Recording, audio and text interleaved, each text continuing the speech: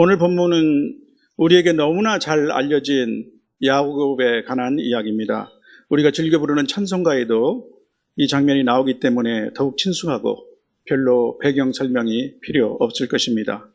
저는 처량한 도망자, 꿈을 꾸다라는 제목으로 본문을 통해 주시는 하나님의 은혜를 여러분과 함께 나누고 싶습니다. 야곱은 쌍둥이 형 에서를 속여서 장자권을 빼앗고 눈이 보이지 않는 아버지를 속여서 에석에 갈 축복을 가로채었습니다. 그 결과 분노에 찬 에서는 야곱을 죽일 결심을 했습니다. 평안하던 이삭의 집에 가인과 아벨의 비극이 재생될 위기가 찾아온 것이죠. 그래서 표면적으로는 밧단 아람에 있는 외삼촌 라반 집에 가서 아내를 구하라고 했지만 사실상 야곱은 황급히 도피의 길을 떠나게 되는 것입니다. 야곱이 그토록 갈망해서 탈취했던 장자권과 축복은 효력이 없는 같이 보이고 아주 후유증만 발생하게 된 것이죠. 그러면 장자권과 축복은 소용이 없어진 것입니까? 그렇지 않겠죠. 그러나 잠깐 그렇게 보였을 뿐입니다. 당시 이삭 일가가 거주하던 브엘셰바라는 곳은 그래서 또 밧담 아람 또 하란이라고도 하는데 그곳까지는 약 880km의 거리라고 합니다. 그 당시 걸어서 한 달 정도 소요되는 거리라고 하죠. 그리고 브엘셰바에서 오늘 본문의 장면이 되는 베델까지는 약 90km로 어쩌면 한 이틀 정도의 거리라고 학자들은 보고 있습니다. 본문 11절에 야곱이 한 곳에 이르렀고 이윽고 해가 지고 그러자 한 돌을 가져다가 베개로 삼고 거기 누워서 야곱은 잠을 자기 시작했습니다. 참으로 처량한 모습이죠. 한 시편 기자의 표현이 생각나는 장면입니다. 나는 광야의 올빼미 같고 황폐한 곳에 부엉이같이 되었사오며 지붕 위에 외로운 참새니이다. 언제 사나운 들짐승이나 강도가 나타날지도 모르는데 혼자 야숙하는 것은 굉장히 또 무섭기도 한 일이죠. 더구나 창세기 25장 27절에 보면은 이러한 표현이 나옵니다. 형에서는 아주 능숙한 사냥꾼으로 들의 사람인 반면에 야곱은 조용한 사람이었으므로 장막에 거주하였다라고. 한마디로 골센님 같은 사람 아닙니까? 거기다가 형 에서가 언제 불쑥 튀어날지도 모르는 그러한 상황이죠. 그러나 시장이 반찬이라는 말처럼 피곤해 지치니 금방 잠은 왔는가 봅니다. 그날 밤 하늘은 무수한 별들이 반짝이었겠지만 이 외로운 도망자에게는 밤하늘의 아름다움도 보이지 않았을 것입니다. 이때 야곱은 한 꿈을 꾸게 됩니다. 본문 12절에서 13절 앞부분에 그가 본 꿈의 내용이 나오고 13절에서 15절에는 꿈에서 들은 여호와 하나님의 말씀이 나옵니다. 그가 꿈에서 본 장면이 정말 놀랍습니다. 땅 위에 사닥다리 한 개가 서 있는데 그 꼭대기가 하늘에 닿았고 또 하나님의 사자들, 천사들이 그 위에서 오르락 내리락 하는 것입니다. 그리고 그 위에 여호와 하나님이 서 계신 것을 보았습니다. 한마디로 하늘 꿈을 꾼 것입니다. 목숨을 건지기 위해서 허겁지겁 도망 나온 한 노숙자가 바로 하늘 꿈을 꾼 것입니다. 그는 잠에서 깨어나서 아마 이렇게 생각할 수도 있었지 않을까 싶습니다. 아마 현실적인 우리 현대인들은 이와 같이 생각할 것입니다. 지금 이런 꿈이나 꾸고 있을 때 이렇게 한간때인가 당장 무슨 일이 닥칠지 가는 동안에 먹을 물과 양식은 제때 구할 수 있을지도 걱정할 처지가 아닙니까? 또 당장 현실 문제가 심각한데 장차 먼 하늘의 꿈이 지금 꿀 때입니까? 나중에 여유가 생겼을 때 꿀 꿈이 왜 지금 나왔어? 꿈도 좋지만 모든 것에는 적당한 때가 있지. 또 당면 문제가 태산인데 도대체 꿈은 무슨 소용이 있습니까? 아무리 하늘 꿈이라도 꿈이 밥을 먹여주나 잠잘 곳을 주나. 지금은 꿈을 꿀 때가 아니라 현실을 직시하고 대책을 세워야 할 때가 아닌가. 지금은 당장 내 인생을 홀로 감당해야 할 때가 아닌가. 또 지금은 꿈에 빠졌을 때가 아니지.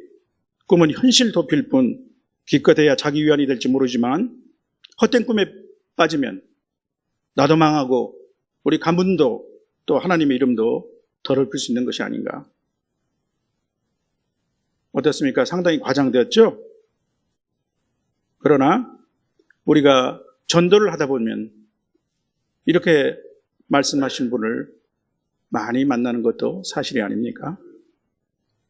그러나 하나님은 이런 사람들의 생각과는 전혀 다르셨습니다. 하나님은 외롭고 무기력하고 두렵고 한없이 낮아진 야곱을 외면하지 않았습니다. 하나님은 그의 작은 신음소리를 들으셨습니다. 하나님은 꿈을 통해서 그를 찾아오셨습니다. 지금 철행한 도망자 야곱에게 하늘 꿈을 주셨습니다. 하늘나라에 대한 소망을 주신 것입니다. 사람이 떡으로만 사는 것이 아니라 소망으로 사는 것을 깨닫게 하고 싶었습니다. 이제부터 야곱은 어디로 가든지 너는 혼자가 아니야. 하나님이 함께 하심을 보여주시기를 원하셨던 것입니다. 복의 진정한 근원은 하나님이시라는 것을 알려주시기를 원하셨던 것입니다. 야곱이 꿈에서 본 것은 너무나 선명했습니다. 그리고 그는 분명한 하나님의 음성을 들었습니다. 하나님은 나는 너의 조부 아브라함의 하나님이요 이삭의 하나님이라고 말씀하셨습니다. 야곱이 그토록 갈망했던 장자권은 가문의 기업을 승계하는 것이며 그 핵심에는 할아버지와 아버지가 섬기는 그 하나님을 나도 섬기고 대대로 계승하는 것이 아니었겠습니까? 하나님은 또한 이렇게 축복하셨습니다. 내가 누워있는 땅을 내가 너와 내 자손에게 주리니 내 자손이 땅의 티끌과 같이 되어서 내가 사방으로 퍼져나갈지며 땅의 모든 족속이 너와 내 자손으로 말미암아 복을 받으리라. 바로 아브라함에게 하셨던 약속의 말씀을 재확인하시는 것이죠. 그리고 하나님은 이 과업을 이룰 때까지 그를 떠나지 않을 것임을 약속해 주신 것입니다. 그의 하나님이 되어주시고 그를 책임져 주시고 보호해 주시며 축복해 주시겠다는 약속입니다. 야곱은 이 약속을 굳게 붙들었습니다. 그리고 아침에 일어나 돌베개를 기둥으로 세우고 기름을 붓고 그 땅 이름을 베델, 즉 하나님의 집이라고 불렀습니다. 그리고 이제 내가 축복을 받아서 다시 이곳에 돌아오면 11조를 드리겠습니다 라고 맹세했습니다. 믿음은 하늘 꿈을 꿉니다. 하나님이 주시는 꿈을 꾸는 것입니다. 믿음이 없으면 꿈을 꿀 수 없습니다. 꿈을 간직할 수도 없습니다. 그러나 믿음은 절망적 상황 속에서도 하늘 꿈을 꿉니다. 소망을 품습니다. 고난의 현실이 믿음의 꿈을 막을 수 없습니다. 믿음은 하늘 꿈을 꾸고 그 약속을 소중히 간직하는 것입니다. 베델을 떠나며 야곱은 이제 꿈을 간직한 사람이 되었습니다. 하나님이 주신 꿈, 하늘 꿈을 붙드는 믿음의 사람이 된 것이죠. 이제 하나님을 향한 그의 여정에 그는 더 이상 처량한 도망자가 아닙니다. 꿈 많은 모험가로 바뀌었습니다. 미래가 더 이상 두렵지 않습니다. 하나님이 지켜주시고 복을 주실 것이기 때문입니다. 그는 축 처진 어깨를 펴고 고개를 들었습니다. 이제 새로운 미래를 향해서 힘찬 발걸음을 내딛는 것입니다. 하나님은 그의 꿈대로 그를 인도하셨고 많은 복을 주셨습니다. 야곱으로 말미암아 그의 외삼촌 라반의 집도 복을 받았습니다. 하란에서 다시 돌아올 때 그는 많은 종들과 가축의 떼를 거느린 거부가 되어 있었습니다. 그의 이름은 이스라엘로 바뀌었습니다. 그는 장차 이스라엘의 12부족의 아버지가 되었습니다. 이러한 영적 축복보다 더 큰 축복이 어디 있겠습니까? 그의 아들 가운데 요셉이 애굽의 총리가 되고 그런 말년에 당당히 바로를 축복했습니다. 성도 여러분, 믿음은 하늘 꿈을 꿉니다. 그런데 여러분이 믿음 안에서 꾸었던 하늘 꿈은 무엇입니까? 이렇게 질문하면 혹시 이렇게 말하시는 분이 있을 것입니다. 나는 꿈을 꾼 적이 없는데요. 꿈을 꾸는 체질이 아닌 것 같아요. 사실 저도 마찬가지입니다. 저는 선명한 꿈을 꾸어본 적이 없습니다. 소위 개꿈은 꿨죠. 대부분의 꿈은 자고 일어나면 기억에 남아있지 않고 또 기억을 재생할 수가 없습니다. 그렇다면 야곱이 꾼 꿈은 오늘 우리와 무슨 관계가 있을까요? 그것은 이미 그리스도 안에서 실현된 꿈입니다. 실현되었기 때문에 이제는 더 이상 꿈이 아니라고 말할 수 있습니다. 그러나 야곱이 믿음으로 이 꿈을 간직했던 것처럼 우리 또한 믿음으로 이것을 받아들일 때 비로소 이 모든 것들은 진정으로 내가 향유하는 것이 됩니다. 본문 12절에 야곱이 꿈에서 본 땅과 하늘을 연결하는 사닥다리는 오늘 우리는 누구나 쉽게 그리스도를 연상할 수 있을 것입니다. 예수 그리스도는 십자가 대속의 죽음을 통해서 우리를 하나님께 인도하시는 유일하고 확실한 길이 되셨습니다. 그래서 주님은 내가 곧 길이요 진리요 생명이니 나로 말미암지 않고는 아버지께로 올 자가 없느니라고 말씀하셨습니다. 히브리서 기자는 그 길은 우리를 위해서 성소 휘장 가운데로 열어놓으신 새로운 살 길이라고 말했습니다. 즉 새롭고 살아있는 길이라고 말하고 있는 것이죠. 또한 꿈속에서 야곱에게 여호와 하나님이 하신 말씀은 어떻습니까? 하나님의 실로 아브라함과 이삭과 야곱의 하나님일 뿐만 아니라 우리 모든 믿는 성도들의 하나님이십니다. 그뿐만 아닙니다. 우리는 성령으로 말미암아 하나님을 아버지라고 부르지 않습니까? 예수 그리스도 이름을 믿는 자들에게는 하나님의 자녀가 되는 권세를 주셨기 때문입니다. 야곱에게 하신 하나님의 축복은 이미 그의 조상 아브라함에게 주신 복을 다시 확인해 주시는 것입니다. 이 아브라함의 복은 예수 그리스도 안에서 믿음으로 우리에게 미치는 복이 되었습니다. 바울 사도는 이렇게 말씀하고 있습니다. 이는 그리스도 예수 안에서 아브라함의 본빅이 이방인에게 미치게 하고 또 우리로 하여금 믿음으로 말미암아 성령의 약속을 받게 하려 함이라. 또한 믿음이 있는 자는 믿음이 있는 아브라함과 함께 복을 받느니라 라고 말씀하셨습니다. 예수 그리스도로 말미암아 신약시대에서는 아브라함의 자손은 혈통에 의한 것이 아니고 믿음의 자손임이 드러났습니다. 또한 하나님이 야곱에게 평생 동행의 약속을 해주신 것 같이 예수님은 제자들에게 세상 끝날까지 너희와 함께하리라고 약속해 주셨습니다.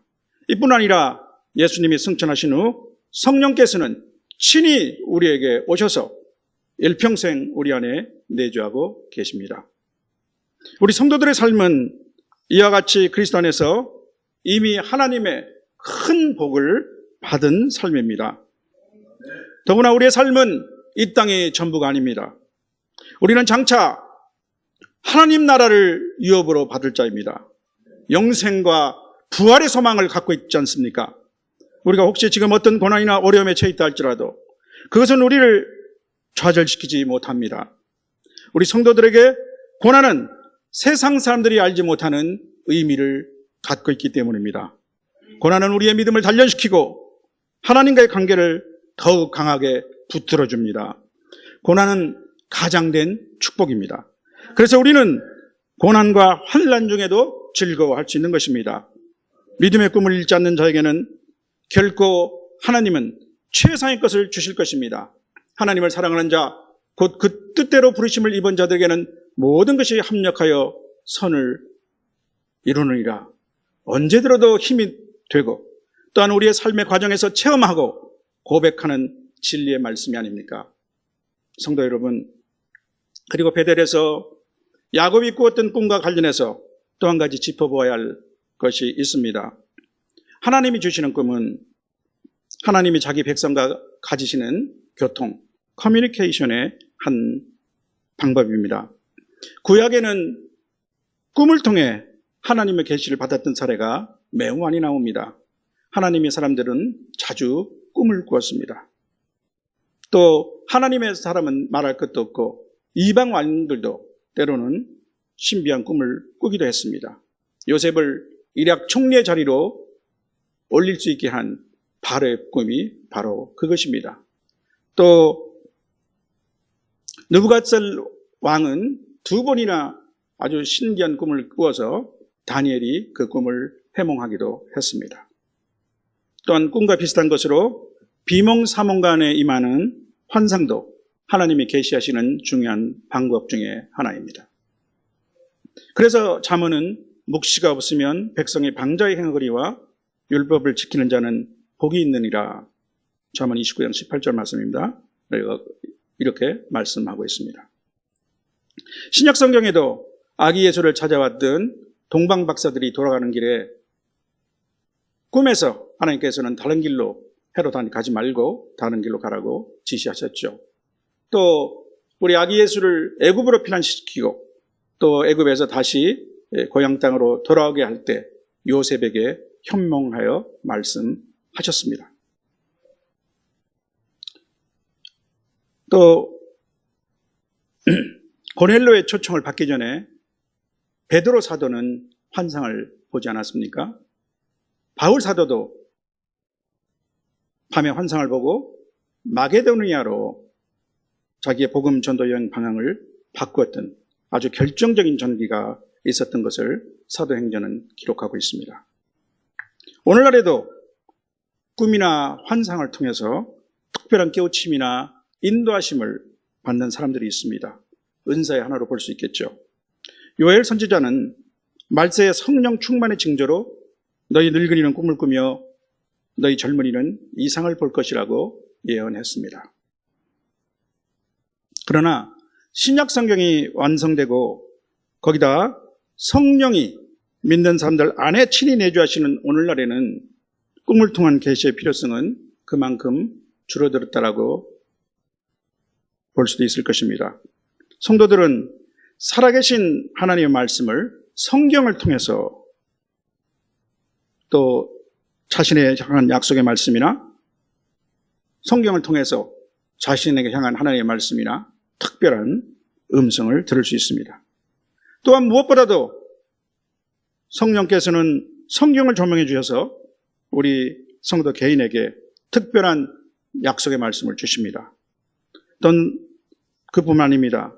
성도의 간절한 기도를 통해서 우리 각자나 교회에 대해서 특별한 사명의 말씀을 주시기도 하고 때로는 우리의 직관을 통해서 깨우침이나 긴급한 경고를 주시기도 합니다.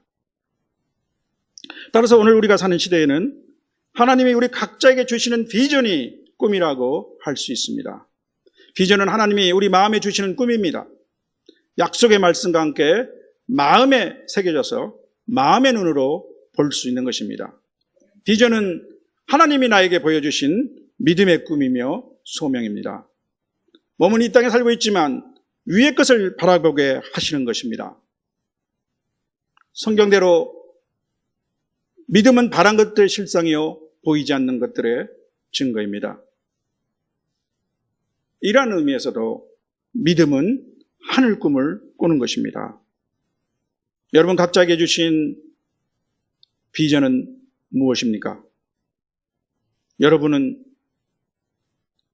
꾸고 있는 하늘 꿈은 무엇입니까?